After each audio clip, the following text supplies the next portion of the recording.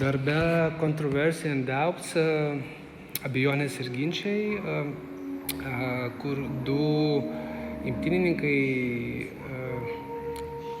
kovoja vienas su kitu. Šis darbas kalba apie kovą tapyboje tarp figūratyvinio bei abstraktaus meno. Ir šiame darbe jūs matote, kaip vienas labiau realistinis kovotojas išmeta kitą kovotoją į abstrakciją. Aš tai vadinu išmetimas į abstrakciją. Tai šiuo darbu tiesiog kalbu apie kaip lyg ir konstatuoju faktą, kad kova mene vis dar vyksta ir kartais į priekį išeina abstraktus menas, o kartais pradeda dominuoti